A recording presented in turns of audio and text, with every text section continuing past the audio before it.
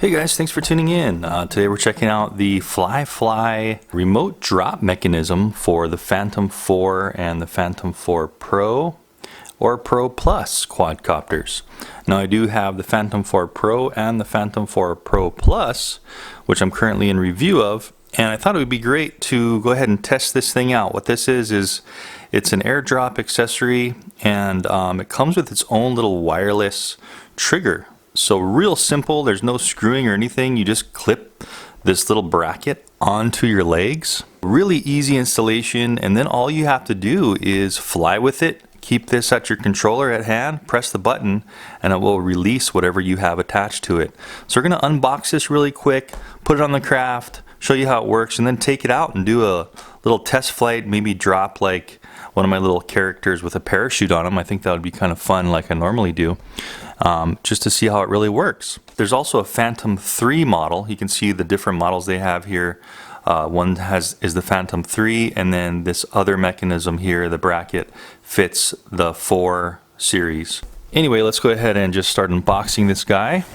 Pretty simple. Looks like we have a little bag here, instruction book, USB to micro USB. Looks like it's going to be for charging. I think this has built-in lithium batteries. Little lanyard. I guess this would be for the little handheld portion. You get a little lanyard for it.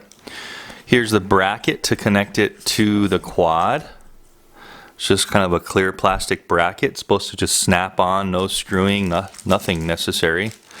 Here's the drop mechanism box module that fits in the bracket. You can see that has a little clip there. There's a steel pin and a charge port. And it looks like maybe a bind port for the controller. And here's a little push button here.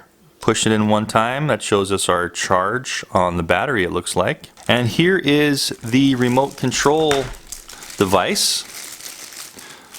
Looks like I just push the button so it shows you how much it's charged. It looks like it's fully charged out of the box. And it's just that button. That's all it is to release the mechanism. A little clip for your lanyard. And here's where you're going to charge it in the micro USB charge port, and then there's a little bind button there in case you lose binding. I'm just going to unwrap the bag really quick. It does look like it's kind of a cool bag for the whole device, so you don't have to put it back in the box. Yeah, so it's just like a pull string baggie they give you. Nothing special. It does feel like, you know, maybe tent material. And here's the instruction manual. So AirDrop quick guide. Let's take a quick little look at this. All you're doing is attaching the bracket to the back of the craft. So let's do that with you right now. Looks like we want to go inside of the legs. Just like so. We want to push down. And they just snap in really nice and easy. Okay, that's snapped in. And then it looks like all we're doing is pulling this back. And just like that, clipping over all the arms. You can see how simple that was. Then all you do is slide on the box, and you can see that there is a little bit of a clip here on the back. I'm just pushing it down in the clip until we hear a snap. And that's really it. Looks like that's how it's gonna sit. And I am noticing, I'm not sure if this is how it's supposed to be, but you can see how it's a little bit loose there. Sliding up a little, maybe taping a little bit or putting some kind of rubber band or something right here so this can't slide forward. So, you know, a note to FLiFLi, maybe rubberize these things so that they don't slip down the arm. Now, this is a review model they sent me, so you know, just trying to give honest feedback here. But that's the only con I can see here is it slips on the bottom of the arm there. Alright, so that's the hookup. Let's see how this thing works. So a single press, of course, is going to show us our battery power on both peripherals. So we have full charge on both of them. And if we want to turn it on, all we should have to do is, just like the Phantom 4, single press and then press and hold. You see the lights coming up. And that should be powered on. Same with the remote control. Single press, press and hold. Lights coming up, and we should be automatically bound up. I haven't touched this at all as far as any setting up or anything. And let's see if this mechanism works. So all we should have to do is press this button And by the way, this thing is supposed to reach, in the instruction manual it says 1,000 meters actually. So that's supposedly the range on this. It's just a little remote control device here that I guess uses 2.4 gigahertz or maybe 5.8. I'm not too sure what technology it's using, but let's see how it works. So pressing the button once, there you go. So there's that pin that just went in. It's got a servo, and look at that. So the ring around the button turned red, indicating that it is released. Push it again, and there we go. The indicator around the button is green, indicating that it's closed. So great feature to know if it's open or closed. You know, there are some kits out there that use the light. So there's light sensors you have to put on, then you have to run the wire down to the module. This is for somebody that just wants a super simple, easy way to put on a drop mechanism. And this thing isn't heavy at all. It's super light, so it's not going to really weigh down your craft at all. Cool. So let's get out there and test this thing. Alright guys, so we're at the park with the Phantom 4 Pro, and I went ahead and unfortunately have to do this with the electrical tape. So it seems like if they just kind of put some rubber clamps in there, or maybe put some rubberized material within these clamps, it won't slip down the legs. So I just put a couple of pieces of electrical tape here, just wrapped them so the legs won't slide forward, and it seems to be holding perfectly. Everything seems to be fine, super easy to put on even with electrical tape.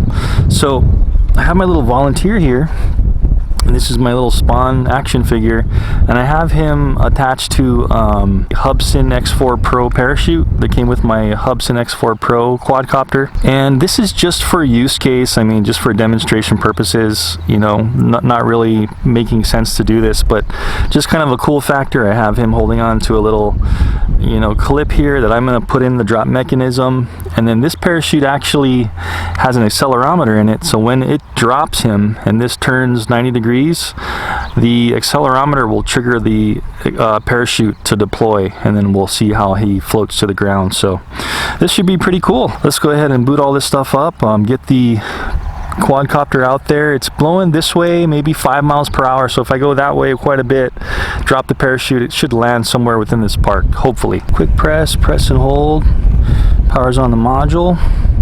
Same thing for the remote, and they should be linked up and ready to go. Alright, cool.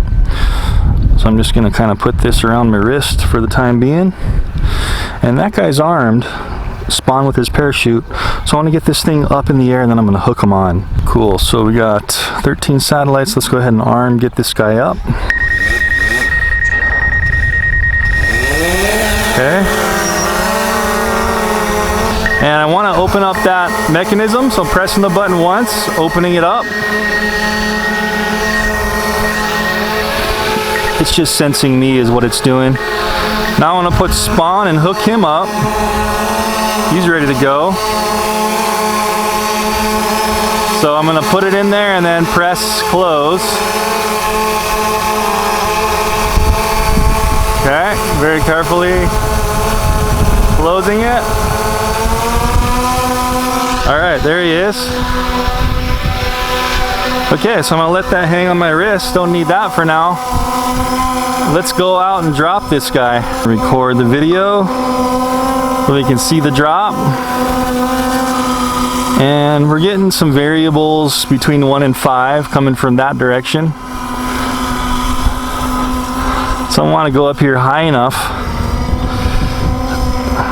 Let's point the camera down at the ground here. I want to go up high enough so it can deploy, but I don't want to go too high so the wind kind of takes it too far. I'm thinking maybe right about here, and let's go up to around 100 feet or so. Alright, right there. So we're at 100 feet, and I want to try to track this guy while he's dropping, so I'm going to spin it. Spin the quad, face it towards downwind. There he is, he's kind of blowing. You can see him underneath there. And I want to kind of track this guy, so I'm going to try to track the gimbal while it's dropping. So we take our module here, and then we're going to release and try and follow him as he comes down with the onboard Mavic, or the Phantom 4 Pro camera, sorry. All right, so getting ready to drop him. 3, 2, 1. Pressing the button. There he goes. Nice. Let's see if I can track him. There he is. You see him there? I'm tracking him on the Mavic camera. Oh, beautiful. That works so good. Perfect wind and everything. And there's the Phantom 4 Pro. Sorry, I think I said Mavic camera again. Anyway, total success.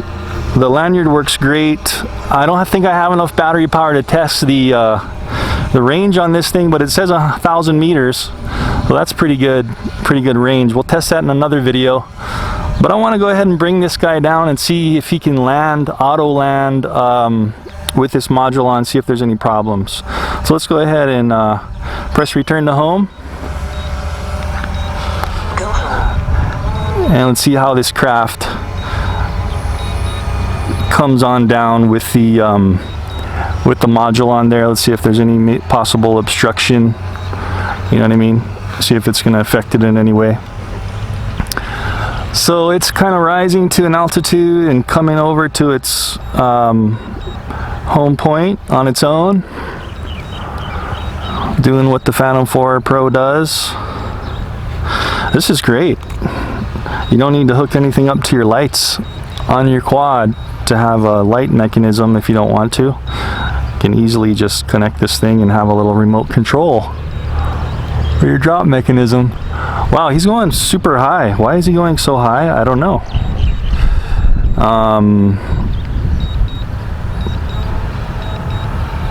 It went up to 534 feet.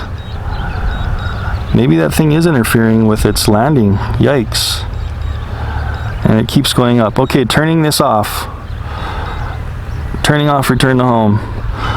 Yikes, I'm gonna have to come down manually. Okay, so I'm trying to hold down now and bring them down. Oh, please come down. We're at 24% power. It seems like it's coming down pretty slow. Yikes. Come down, please. Uh-oh. Well, at least it's over its home point. So if it does reach 10% and tries to self-land, at least it'll land close to us. That's kind of unfortunate. I have full throttle down now. And it doesn't seem to be wanting to come down very fast. There it goes. I just pitched the gimbal camera down. Now it's coming down at a good rate, 6.5 miles per hour. It was kind of stuck up there for a while. Yeah, so it does seem to be interfering with the VPS on the bottom. I can see in red there, it's saying VPS 0.7 feet, etc., etc. So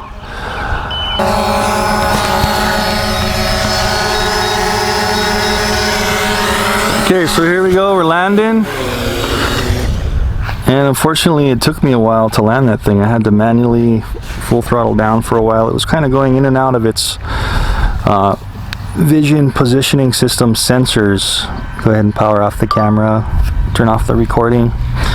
So it works really well, but let's do a little pros and cons on this thing. It looks like it may interfere with the downward facing vision positioning system.